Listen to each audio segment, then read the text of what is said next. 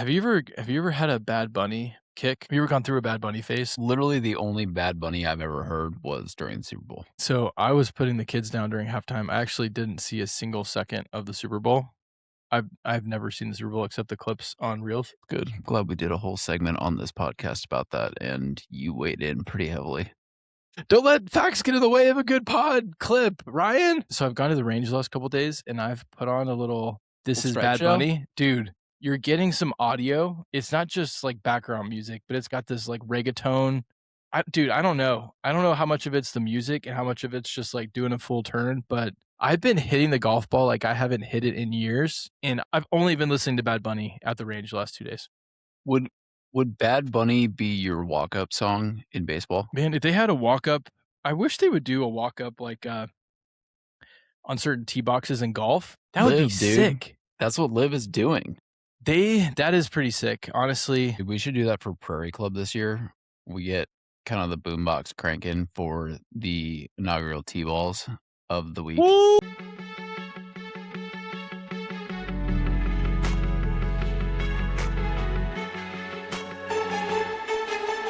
Well, it's Friday, April 3rd, 2026. Woo! Actually doing a little early record here on the 1st. Little April Fool's Day. Today is Friday. Did you prank Ali today? No, dude. But I got pranked at my first job out of grad school 10 years ago. And the two guys that pranked my ass texted me today. And they're like, every year on April Fool's, I just think about the time that we almost gave you a heart attack. And it just makes me smile every year. I was like, so good to hear from you guys. So What'd they do? it's at Red Ventures. There was this tool that I was in charge of running. And if something broke, there would be these tickets that would get generated by the system. And so it was kind of my job to monitor the tickets and let people know if it was wrong. And I was in a meeting. This is, like mid-morning. I'm in a meeting. I'm presenting in this meeting. And these guys wrote a script that triggered off. They took all the tickets that had ever been generated, put them into this folder, changed the dates, and then fired off. They had a script that fired off a ticket every 15 seconds. So I'm in this meeting presenting. I've got my screen share, but then I'm also getting these notifications. It's like Tickets. ding, Support ding, ding, tickets, ding, support ding, ding, tickets. ding, ding. All right, we'll get to the pod. No Roos the Goose this week. Very sad, dude. Very sad. I actually don't know. He's got some prior commitment going on. I think he's like active duty right now. So he's Oh, that's right. Yeah. yeah. The JAG lawyers. Yeah. He's Staying on activated. staff. He's activated for our country. But he'll be back as we go further up to the draft. We'll do a little draft preview episode with Roos. Hopefully running point on that. Lord knows I don't know what I'm talking about when we talk about the draft, but we'll get there. We're going to do a little review on NFL league meeting from this week. We got some rule changes. We'll talk about that. A couple announcements from the NFL for 2026 season, which is pretty exciting. We're only, April, May, June, July, August, 5 months away. It 5 months away. It hurts to count it at this stage in the game. And then we get a little golf talk this week where we'll preview the Valero, but really this is going to serve as our Masters preview for Yeah, we're gonna treat the Valero like I 2026 treat all Masters. the other non-signature events, and we're just gonna kind of blow over it. not going to talk about it. Actually, there are a lot of guys that are playing in the tourney this week, and Valero pulls a big field because it's your kind of last chance qualifier, and it's a 2 Right. too. yeah, You totally want to agree be in with good that. form. Yeah. But we'll do a full Masters field preview, talk a little bit about what to expect there, and I think that'll kind of take us out. So why don't we start with NFL for this pod? We are an NFL pod, allegedly, And in the regular season, we are. a couple weeks off for us. We took a little sabbatical and went to Waxdale, which Was great, man. That was really fun. fun trip. That was really fun. I'm glad we did that. That was really, really fun. A lot of great golf. Some of the best golf I've ever played, personally. Handicap is way too low right now because of this. You shot 78, 76? 74, dude. When did you shoot 74? talking stick with Brad, and we still lost. You shot 74? I thought you shot 76. That shows how bad Austin played now, dude. You shot 74? I mean, it was par 70. That's So nuts, it was man. 4 over. That was a great but round. was 74. Wow. And dude, I didn't play bad. I just knew I wasn't going to win any skins. You and I birdied the same hole. That was great. But you got back from Waxdale, and you are just striping it on the range right now. So it's great Yeah, for man. all of us. Look, Yeah. hey, It's good. you We're all know, finding it. We're finding it in different ways. lost money to Brad on the golf course, won money at the casino. I We lost could money buy- in both places. Hey, what- All right, give the fans a little preview on WeekOpa. This was Austin's first time playing WeekOpa. We played the In is it Scottsdale, we played the Chola. The Chola course. It was cool being so far away from everything. You got the casino over there, but there's no houses on the golf course. You're in the desert. They got the giant mountains out there. Setting is badass, man. There was a ton of diagonal fairways. It kind of reminded me of a die course. Big fairway, but it's a diagonal, so you're having to really pick your lines. There's a lot of game management, kind of hidden penalties if you haven't played it before. Yeah. But I feel like it's a course, if you played it a few times, you could score well out there. It was gorgeous, man. We saw some wild coyotes running around. It was that late afternoon tee time. It was 105 degrees when we teed off. So that Gary, was thank you so much for booking Yeah. the tee times. yeah. It was But that was, great. dude, that was I like the other courses that we played, the Talking Stick and the Orange Tree, but that was a treat out there. That's the show. Full desert immersion golf experience out there. That was very cool. The other course is just as good. It's just bigger. I think the fairways are just wider. Okay. So you have bigger landing zones. Not that the Chola is a small course by any means, but No. then it's a lot of target golf. Yeah. So you have a lot Chola's of target greens golf. that you can't really cover I if you roll gotcha. it up.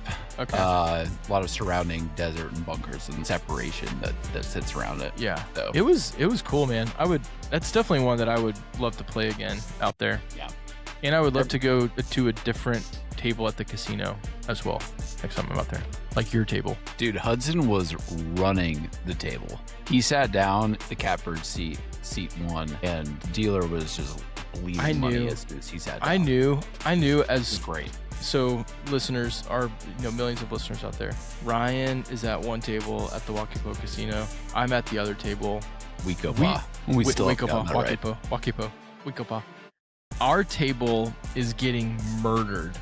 Like we're lucky. We're fighting for our lives. What do you think We're- the combined loss between just the people that we know at that table was? The people that we know was probably 500. There was this other dude that rolled up early 20s. The first thing he said when he got up to the table, he goes, "All right, boys, can see that things are kind of down, but sometimes you're only one guy away from turning it around." He went to the ATM 4 times, pulled out $500, and he maybe won 2 hands. He got cleaned out again. And the dealer, whenever he lost his last chip from the last ATM withdrawal, the dealer would go, "And that's $500," and would just chip him out. And that was everyone at our table. It was So, interesting to me about that. It was rough. At least my table, I don't know if your table was this way, is that dealer pushed the table on 22. I've never even heard of that. But How they is that good for also- you? Well, it's not good for you, but the interesting thing was that How is that good for you? they have to hit on a soft 17, which I've never seen before. And then there was obviously a side bet where you get 5-1 your money if you do the side bet on the dealer hitting the 22, which Sound like Hudson was hitting that bet. yeah, we were all hitting that bet because Hudson was like, well, we have to play this. I knew that you guys had to be just crushing it just for the balance of the universe. For how bad we were getting smashed, I was like, these guys are probably just having the day of their life. And like when I walked over and you guys, like everyone's hooping and hollering, I couldn't get a drink out. We were getting killed every way at WeekOpa. I'm not going to say it right until I win. All right, let's dive into it a little bit. So NFL league meeting was this week. Let's just start with the coach's picture. Everybody loves the coach's picture every year. I have one takeaway. Okay. Just one. Let's have one hot take on the picture. Let's have one hot take. Who do we like? What's it out? Vrabel is the best dressed in the photo by a billion. Vrabel's the only one that looks like He's wearing loafers, like you he should. looks really clean. Everyone else looks like they've never dressed themselves. I think Salah looks pretty good in the hoodie. He's kind of pulling that off a little bit. Yeah, But Salah always looks pretty good though. dude, He's like just jacked and Sirianni, like a dude, Lebanese god. the dude who's the coach for the Bengals in there Zach Taylor. Yeah. looks so out of place. I think D'Amico Ryans is kind of pulling it off. He's kind of got like a little Miami kind of club vibe going on a little bit. Yeah. I mean, yes, the shirt is far too tight for him. Dude, here's but, yeah. the other guy that I think, and you may accuse me of being a little bit of a homer here. There's another guy, Yeah, no, that's he's kind hot. of- He's a hot dude, man. Canales. He's also kind of pulling it off over there. He's Hot Dave. Hot Dave is also pulling it off. Going forward, we will call him Hot Dave. He is pulling it off too. Vrabel, dude, our two coaches respectively are kind of pulling it off the most in this photo for sure. Do we I root for think. the teams? Do we live here? It's impossible to tell. You root for the city that you're in. You know who I don't know if they're gonna make it Mm. through next Talk about season. that. Yeah, go. Dude, can we talk about Mike McCarthy for a second? Can we talk about Mike McCarthy? Like, I think you think I mean, what is he wearing? it doesn't look cool out there. Denim? He's wearing a dark denim, looks like pearl snaps, button down, long sleeves. People think Andy Reid's one of the bigger coaches. Mike McCarthy looks 100 pounds heavier than Andy Reid in this photo. Yeah. From the angle I'm looking at. Yeah, he does not look like he's in a good spot in life. I mean, especially next to hot coach Canales. Yeah, it's a tough spot. Hot Dave. I know that he took a couple years off of coaching. I don't know. I'm just hoping he can make it through next year. I just love the Vrabel situation because to me, what Vrabel is showing, Vrabel's no pretty class socks. right there. He's got the Gucci type loafers on, khakis, navy polo. He is at the country club. He looks like it. Yeah. Nashville, I love that it has imprinted the white pants on him. Yeah. I mean, he's great. Country club sharp right there, man. He looks great. He still keeps a membership here at one of our clubs. Every single one of the guys at that club, they wear that outfit every single day. Do they really? Yes, 100%. It's it's very funny to see these guys trying to dress themselves outside of their like it just goes to show you like how much of a crutch and how much like these guys, like they're in season. They don't want to, they're like, you can tell how much football sicko, how little clothes inventory they have in the off season. You know what I mean? They're just like, I mean, Dan Campbell's polo looked like it was from 1994. And that's probably when he bought that polo. You could tell these guys, they're all big. Man. Even Sean McVay is pretty big. He's not in the picture because he missed it. But, where's McVay? Look, man, he's busy. He's got to get deals done. He's not wasting his time. But they showed him drinking with the guys later on, and McVay is ripped, man. Yeah, he is, man. I thought McConnell would, try to appreciate some of the warm weather, have a short sleeve, but no, doesn't exist. All right. Otherwise, I mean, big takeaways for me. We'll talk about some of the things they talked about. What they didn't talk about was the tush push, which I found pretty fascinating because that was the number one point of conversation at this meeting last year. We're saying, well, the Eagles didn't win. They were terrible this year, so we don't really care. I mean, is that essentially what's going on? I think it's like, it's not as abusive as you think it is. You know what I mean? No. The Eagles were not as effective at the tush push this year as they've been in years past with different offensive line personnel. With the right personnel grouping, yeah, it can be pretty unstoppable, but I don't think it's like rule change cheat code the way that it was with Kelsey and Hurts, right? So here's what I don't understand is because everybody kept telling me in, I guess this was 2024 season when the Eagles ran it and they won the Super Bowl. But every possession's 4 downs that year for the Eagles. But everyone was talking about the reason Kelsey a little bit, but more of this was Jalen Hurts he's able to squat 500 pounds. We see him in the weight room. Yeah. And he's the reason why they're able to do it versus every other quarterback. It doesn't seem like that's true now. I mean, it is the O-line. It's Kelsey, right? It's like your center, right? Yeah. It's a personnel package that you can't just shop that around. There's a few quarterbacks that are pretty effective at it, but there's other quarterbacks that can't. You literally are going to get blown the F up if you try to run tush push. It's not going to work. I feel like the refs got better at calling offsides a little bit. on that a little bit. I know that you never thought they did, but they were actually calling it a little bit. Not name one instance where they actually called that on tush push. It's so dumb. These rules Patriots suck. are on Hard Knocks, which I think will be good. I always like when Hard Knocks has a team that I'm interested in seeing Yeah. behind the scenes. I actually do want to know what kind of the locker room looks like over there. I want to understand Drake May in the locker room. That's going to be really important to me. need to dial it in.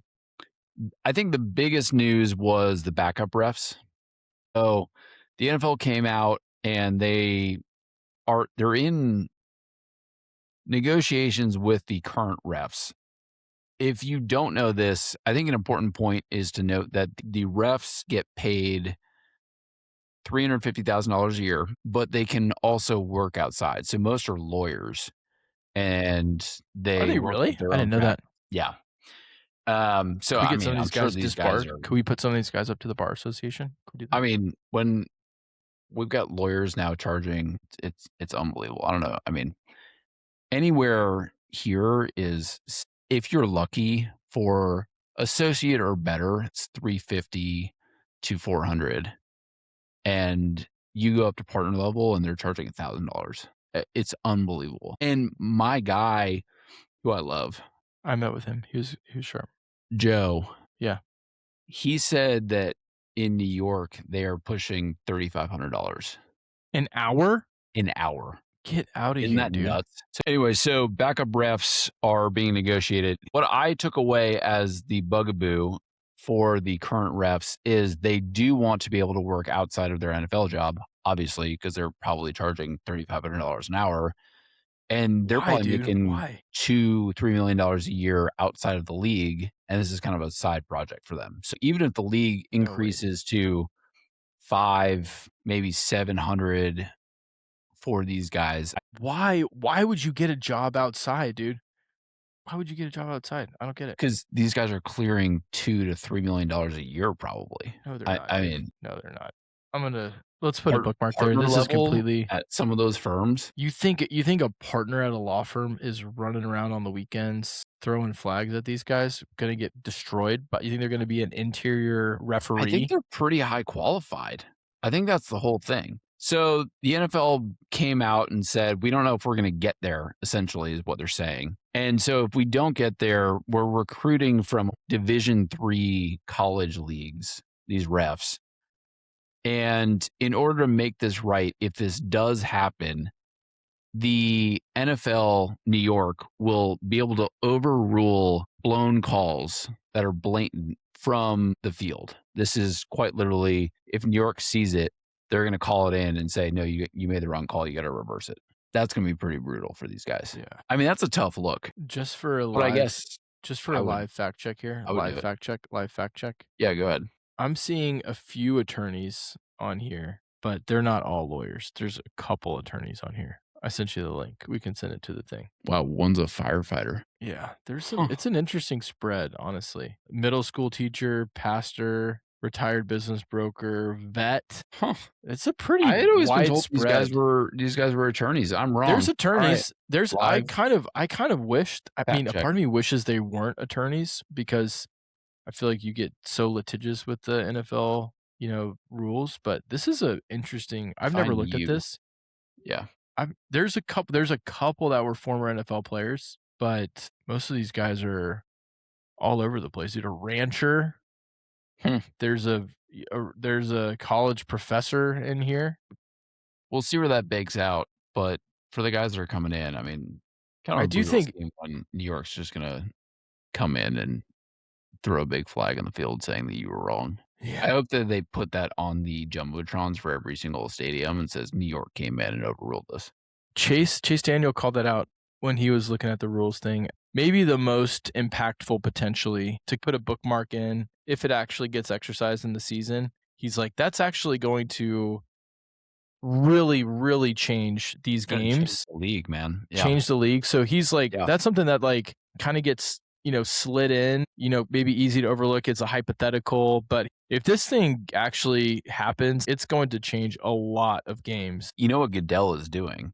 Goodell is floating this because, we might have the backup refs. But what Little he's really bargaining. thinking is, Well, I'm probably just going to put this in as normal day by day policy next year. Just keep a little, 2027, I could see this kicking in regardless of who is reffing the game. dude. That's something that you and I talked about at the end of last season. Watching these last minute ref crew swaps, like in the playoffs and stuff. We need to keep an eye on this thing too, which is maybe start looking at some data in the season next year on what's the difference between these experienced, multi-year kind of tier 1 ref teams versus how these other guys call the game.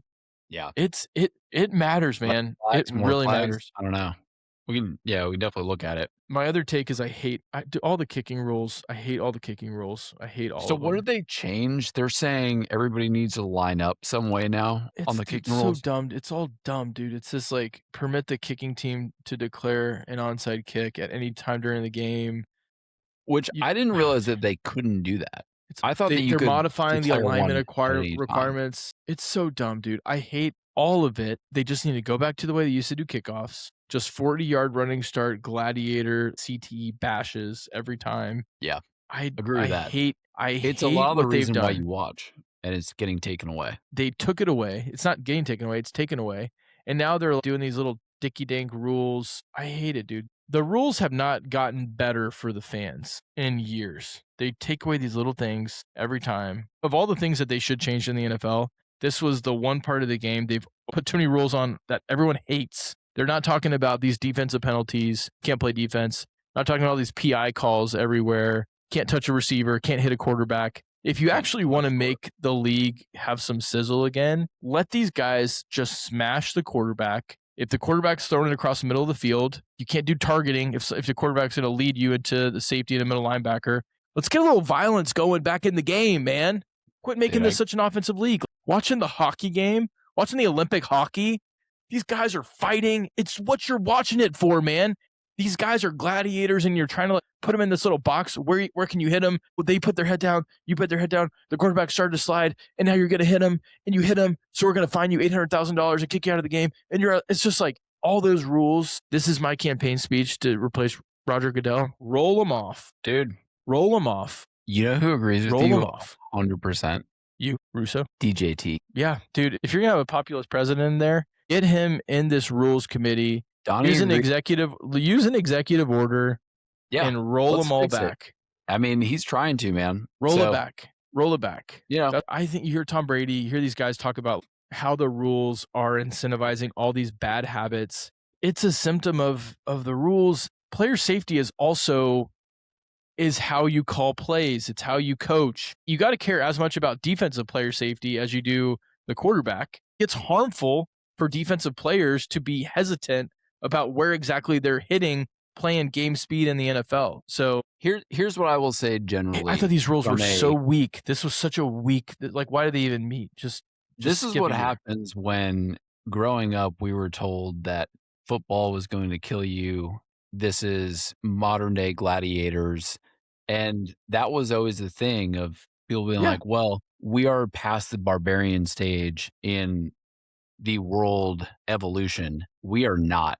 And we're not, man. I don't think that you ever get past that because it's an innate human thing that you want to see.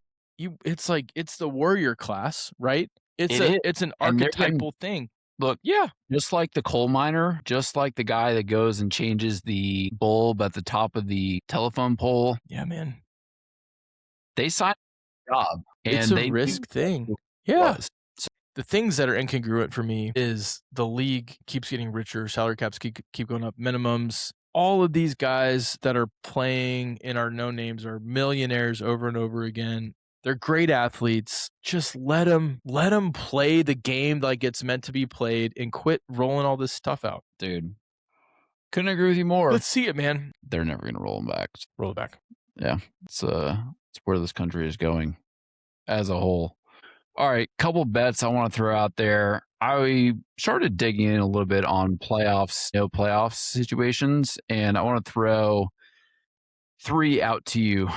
Fade. I only like one of your bets here, but you probably know which one it is. We've talked about on the show before, Giants over 7.5 wins. This opened closer to 7.2, but still think it's a pretty good number across the board. I like what the Giants are doing this year. I see a lot of value in everything that's going on with the team right now. Was the OBJ signing, is that real, or was that an April 1st, April Fool's situation? I didn't look into that.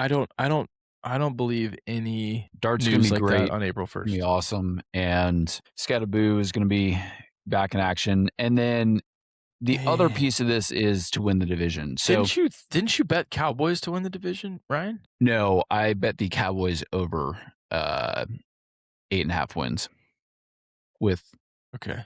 Gary Okay. and the book. When I look at the division as a whole, and this is correlated to what I'm seeing with the Eagles right now. The Eagles are finally coming out and talking about the Jalen Hurts situation, which is not good. And I have been a believer that this is not going to be a good situation for them going into 2026 ever. There are now reports from the building that Jalen Hurts does not want to run the offense that they want him to run, and he wants to stick to the high ball run game and essentially slot action as opposed to throwing the ball in the middle of the field. This jives to me exactly with what was happening with Russell Wilson. This is my big concern with Jalen Hurts from day one, even when they won the Super Bowl. I am not a Jalen Hurts fan. I'm not a Nick Sirianni fan. I'm not a Saquon Barkley fan. I don't think that the Eagles are in contention.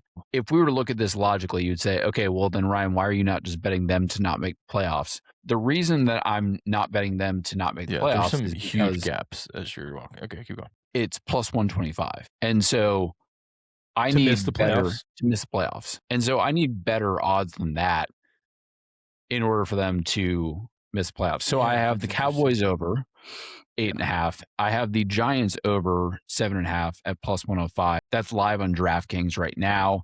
Worst numbers are out there. Try to get that plus 105. And then Giants to win the division is plus 290 is the best number that I've seen, and that's what I bet. I love that bet. I think the only people that are in the way for the Giants are the Cowboys. I don't think the Eagles are real. I have no concern about the Commanders. Commanders almost made the Super Bowl 2 years ago. It's going to be a rebuilding year for them again. I think that Dan Quinn gets fired this year. I have no expectations on the Commanders at all. I think you're in a good spot here. I think it's 50-50 the Giants or the Cowboys to win the division. And I'm getting better odds, obviously, on the Giants to win the division. At plus 290, Cowboys are, hang on. We're talking about the wrong thing. Scratch that, reverse it. Giants bet 7.5 over, obviously, for all the reasons that we talked about previously. Giants to make the playoffs is plus 290, and that's what I bet, not to win the division. I also am betting them to win the division. What's their win the division number? Yeah, I'm going to pull this up right now. Be higher than that, right? No one thinks they're going to win the division. NFC East plus 650. And that should be your bet. You should bet that. 650. Cowboys are plus 230 to win the division. That's not great odds. What are Eagles? From our perspective? Plus 115. What are the Commanders, dude? Plus 450. Yeah, dude, that's what I'm saying. The Giants are the worst odds. The Giants are the worst odds to win the division, Ryan. Yeah. This is you watching too many reels of Jackson Dart in the offseason, right? Do I follow Jackson Dart Lover handle on Instagram? I know you do. You're so hot on the Jackson Dart sauce. They're going to be great. The odds makers are saying they're behind dumpster fire Commanders. It's great. Harbaugh's wearing loafers and white socks. I have the best coach in the division. I have the second best quarterback in the division. You have the worst quarterback in the division. Well, he's definitely better than Jalen Hurts. 1,000%. What? Jackson Dart better than Jalen Hurts? Last year, he was throwing the ball down the field. He was running over guys. Okay. He was hitting the slot when he needed to. Okay. He had great play action. There was a lot to love there, dude. With I don't even know who was coaching them at that point. This is great. And now I've got Harbaugh coming in. It's gonna be amazing. This is gonna be one of those clips that one of us is gonna look like a dumbass at the end of the year. It's gonna be you. And it's not gonna be me. It's gonna be you. You're gonna look like a dumbass for doubting that the Giants are going to make the playoffs and over 7.5 wins. It's a great bet. Man, I'm already. You get the Eagles twice. They're going to split with the Cowboys because they always split with the Cowboys. They'll split with the Commanders because they always split with the Commanders. It's gonna be great.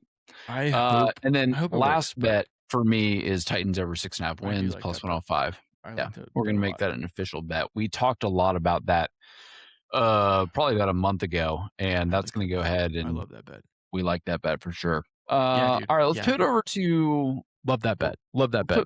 there's just some golf. All right, Masters week, Masters preview. Very exciting.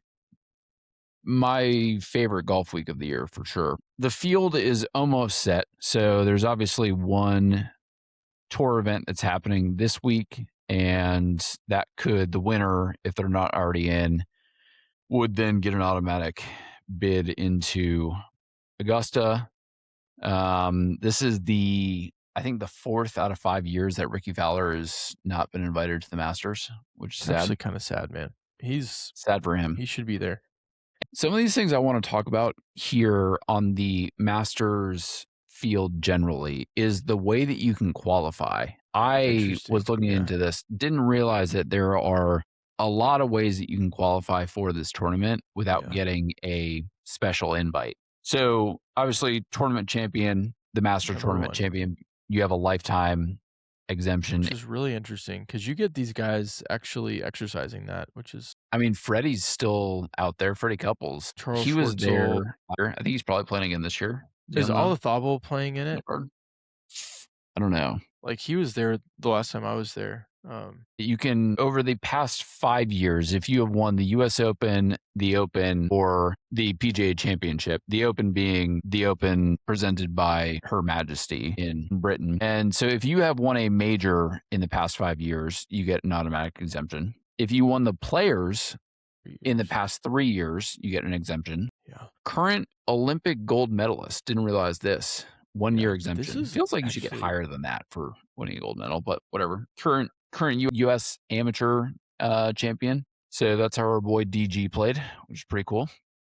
A couple times. And there's a lot of ways you can win to get in. So Latin America, U.S. Mid-Am, Asia Pacific amateur. I like that they give placements to the global tour. That's cool. Yeah, I mean Hong Kong Open. International audience for sure on this thing. And at this the point. rap is that it's the weakest field in major golf. That's what they say. Is that what they say? Because there's only 100 people in the field. Right. So And then you've got, so it's a smaller field. usually 120. You got a lot of these spots for amateurs, and then you've got the lifetime exemption for the Masters champ. Yeah, I mean, I love that they're out there. It adds a very cool feel, but you're getting the Vijay Singhs, the Angel Cabrera straight out of jail in the field this year. Yeah. You know what I mean? Charles Schwartzel, Bubba Watson hasn't been competitive for a long time. Like, So let's build a little bet off of this logic, which I think is the most interesting. When you look at the field, how much of the field is essentially elder statesmen, amateurs, and guys that are not elder statesmen yet, but are like Bubba that won 10 years ago and he's have not not been done. He's not been playing good golf in a long time. How many of this field is encompassed with that? Because to make the cut is a really interesting bet on a bunch of these guys. It's going to be terrible odds. Well, Freddie, like, there's But- guys that will, make the cut. So there's of the 100-person field, 28 have odds to win over plus 20,000, which for me that's and a lot of those Probably guys your are cut line. Yeah. that's your. I mean, if that list is a lot of the elder statesmen type guys. Even Phil's plus 25,000, even though he competed not that long ago. I guess there are a couple weird ones where you expect Phil to make the cut because he knows the course so well, but he's not going to be able to compete. He competed not that many years ago, man. Remember when Scotty won? Yeah, when Scotty won, he was second, third. Yeah. That was nuts. That was less than 3 years ago, I want to say. But as far as this logic goes, as far as building a make the cut bet, you got to take someone like Phil out of that bucket because he will probably make the cut. Those lines are not up right now, but you're going to see a lot of, I mean, for Brooks to make the cut, it'll be minus 300, minus 350. I put, even though Sergio's plus 17,000, I put him in that same bucket too as like, Yeah. not really. Yeah, But really Sergio washed. plays well there. When we think about Augusta National as a course, to me, it has everything to do with your putting. That's really the game changer at the end of the day. There's some piece of shot making and striking the ball well in order Yeah. to hold those greens. It's a little too early for us to understand what the weather's going to look like. If they get a bunch of rain, this thing plays very easy because the defense of this course is certainly the green complexes. It's a par 60, 68 course at that point. Hey, could be Bryson's year.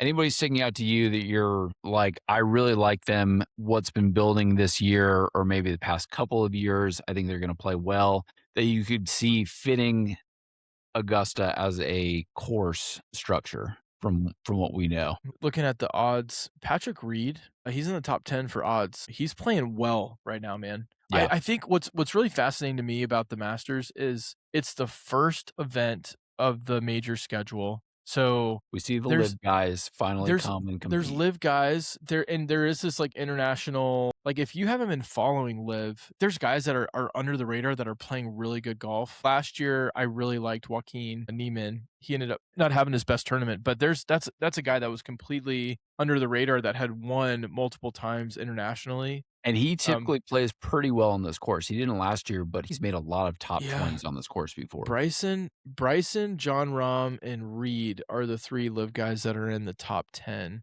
I'm so out on Rom. I think I love it Bryson this week. doesn't make sense. Yeah, I like Bryson a lot this Dude, week. I I think he honestly has I this thing like circled on his calendar. Bryson's won twice on live this year already. Beat Yep. John. Did you see that playoff win that he had against John Rahm? And Yeah. he's playing well, really well. He Um, also did not even make the cut last year, I don't think. Played so terribly and was embarrassed by this tournament. Bryson's the kind of golfer, he's more like a Brooks, an tournaments. actual athlete, like Yeah. an NFL player, where we talk about this prime time situations, he's going to get up for it. I like Bryson, especially since he got humiliated last year. Yeah. And I bet he spent some time in South Carolina, Georgia, Yeah. trying to get the game going. I think Scotty is not in great form right now. I think Rory is having like this lingering back issue. And then you look at who's playing well. I think it's Bryson. I mean Ludwig's been the Terminator at the Masters, although that finish from the players, you wonder Man, that if finish. it was Dude, we gotta brutal. talk about Oberg. E I like There's Cam Young. that's not good for him. I mean, he's won on tour before, right? Yes, Oberg? he's a great young player. But He he played great at the crumbled. Masters. He totally choked. I mean, that's not good going into major season. No. And the flip side of that is Cam Young, Yeah. who Ugh, I wonder if the I Pause love Cam boys Young. just getting the Obviously, I S. mean, he's a Wake Forest guy. We love Cam. Go Deeks, But baby. he was a guy that you just wondered, kind of like Scotty a few years ago when he broke through at the Waste Management. The talent was always there. The raw material was there, and it was just a matter of actually breaking through at a big tournament. Yeah. Cam Young's 8th in the odds. Dude, so long. I can't tell you how many guys I've seen on the range now that are pausing at the top of their swing. at Some the players. club. Yeah. Yeah, I'm looking at this list. You got dude, Brooks is 13th here odds. I think that's high for Brooks for how he's playing Ooh. right now. I know you love that. You get it. I mean, it's major season. I don't know, man. This is the first tournament of the year for Brooks. The other guys that have been playing well this year that don't have great odds here, but have been showing up week in and week out. I think you like look at a Jacob Bridgman. He's been around every tournament. He's in really good form Yep. right now. That's the other. Chris Gotterup had a really good year last year. Akshay's had a good year this year. Like there's some of these guys that are playing really consistent golf, but they've proven it at a lower stage, but they haven't proven it at the major level. The other thing I wanna cover here when we talk about someone like Bridgman, who are the guys Great. we can pause this real quick. Who are the guys that have not played the Masters before? This is year 1, because this is one of the ways that I typically bet this tournament. So, Austin, go through the list of players that this is first time for them. I'm gonna pause you on a couple of these. Okay. The ones that like you've probably heard of before are Ben Griffin, Yep. Jacob Bridgman. Okay, pause on Bridgman. Okay. So, Bridgman, if there is a matchup that will come out on FanDuel, DraftKings. They do these one-on-one matchups, and they'll Okay. pin him up against a Gary Woodland or something, and Bridgman will be a minus 150 favorite. I like fading a guy like Bridgman Just on, first time. but make sure that it's not one round matchups. I don't like trying to go on first round, and they'll often show that. Make sure Okay. you go for the full tournament matchups, and those get published typically a few days before. And so taking a look at your list, so if you're going to pull data here, pull the guys, and we'll go through a bunch of them right now that are first time in the tournament. They've never played the Masters before. And let's fade those guys that have minus odds. Take the other guy in the field, provided that they are not an elder statesman, which they Yeah. typically won't throw those on there, Yeah. and two, have played the course before. Do you think it's just that course knowledge? So important. I mean, Tiger talks about that so much at Augusta. Jack would talk about that a lot too, even though I hate Jack, and how it was Yeah. the most important thing at this tournament specifically, Especially is like course knowledge. greens and like just these little intricacies of the course. Yeah. All right, so Bridgman, Bridgman, Chris Gotterup, who's been playing really good golf. Chris Gotterup, again, you're going to get a minus, 150 one way for Gotterup. And if he's playing a guy who has played this tournament before, You that knows the think there's course, I still you think love there's taking just the other you think guy there's just like a stroke or more handicap for just not having the course knowledge? per round. Yeah, Interesting. I Wow. think that's very real. So, Interesting. yeah, I would say that for Ben Griffin as well. He's We not- talked about Bridgman, and It just makes me sad that like a Ricky or someone is not in the field because like Ricky's going to win the Valero to get in. I which hope he does. I don't That would think be he's awesome. going to get there. That would be awesome. Yeah. Other guys I like, just from the list as far as top 20s making the cut. I love Lowry. He always Dude, plays well here. I literally have him highlighted right now. I just put my name over Lowry. Yeah. I love betting Seppi Dude, to what about a Terrell top Hatton, 20, man? What about Terrell Hatton? make the cut. Terrell Hatton typically plays well at Augusta. Yep.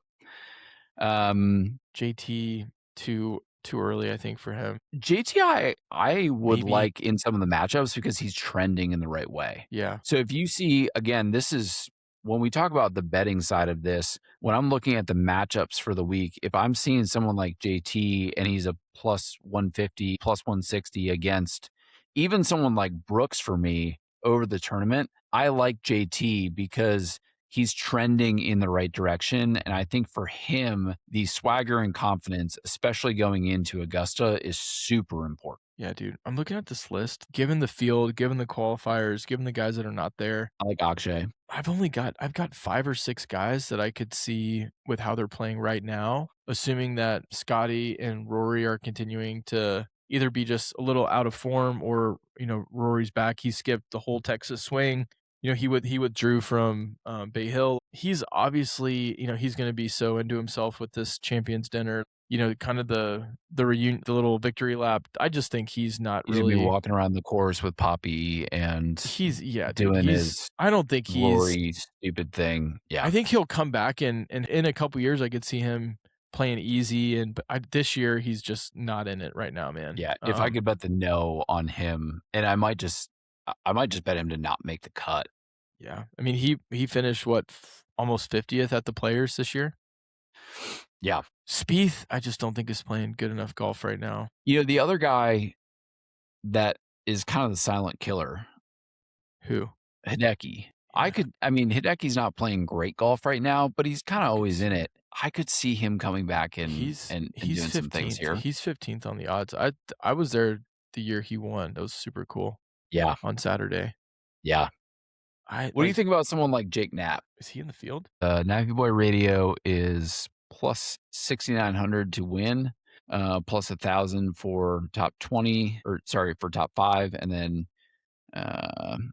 he is plus 415 for top 10. Dude, I'm looking at it. It's He's a not a special great fit. putter.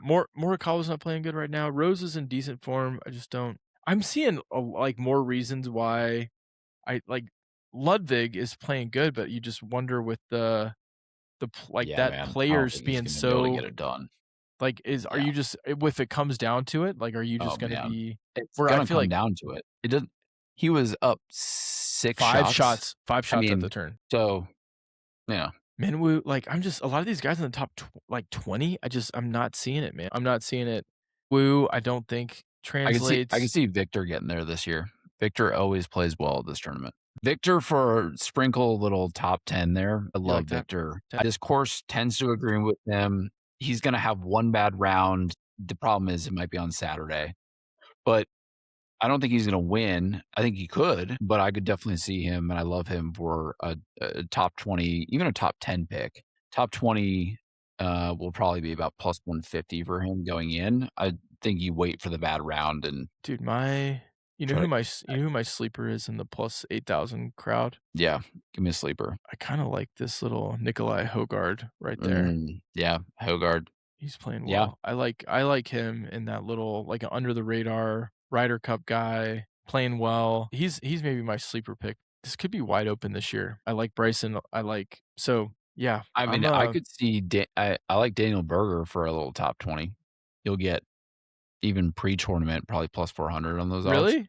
For top 20, you think? I mean, it's plus 580 on top 10. Interesting. So I got to think that from the bookmaker, maybe it's like plus 350. But yeah, I like Berger. Maybe I will. I think he's trending in the right direction. We don't have the top 20s up yet. Dude, I got really frisky sprinkling Thursday bets at the Players, and all the action still came down to the back nine, which is where we actually won money. Yeah. It's fun to just look at the list and be like, a lot of these guys, it's really hard to see in the top 30 actually contending on Sunday, which we've talked about it a few times, that Brooks Koepka quote of like the Masters, there's 100 guys, 30 are honorary. You've got a field of 70 people. That's right. And then, you got amateurs in there. You got guys that are not playing well. Like there's maybe 15 people tops that I could see actually competing, winning the tournament. Yeah. Yeah. And then a subset of those that you think can actually close it out. Maybe. Yeah. God, I hope this was helpful. I think to review how at least I think about betting the Masters, the first is I'm looking for guys that have never played this tournament before, and I'm looking to fade them in I like that. one-on-one overall tournament matchup. So do not take first round. That's a good edge. I like that, man. That's a good idea. And then the other piece of this is as we look at some of the names on the list, I'm definitely leaning towards Tommy for a top 10, top 5 finish. Oberg, the same thing, even if he fades. Bryson, absolutely. I like Bryson outright a little bit. You too. Plus 1,000 right now. I like Brooks being top 20 here. And then a lot of these I'm looking at also, they're not out yet, but it's just a hold your nose situation, minus 200 for this guy to make the cut.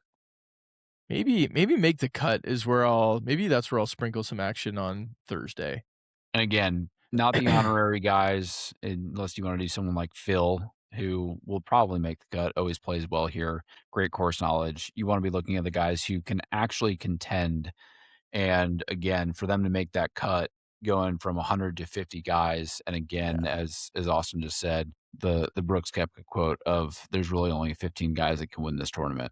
Ryan, as a takeaway between now and next weekend, I want to get like a 3 or 4 leg make the cut Thursday parlay. I don't know if they let you parlay those, but if that would make me feel something. That would be fun. I want to do that. Yeah. We can build that. We'll put it on the socials. All right, guys, this was fun. Thanks for a little off season, a little quick episode from the boys, and we'll be back with Roos the Goose in a couple weeks, and we will do a full NFL draft preview, and then we'll probably be off for a little bit. When's draft day? End of April. Got about 28 days until then. We should do a Masters recap episode. We knew a Masters recap, and then we do a draft preview. Yes, that's the play. Yeah. And then, we're excited for 5 months till football season. Then we'll get back in the normal swing of things, the content that you guys actually listen to, because nobody listens to our off-season content, apparently. That's not true. They're coming. We got the content. This is fun. All right. See you, buddy. Thank you for joining.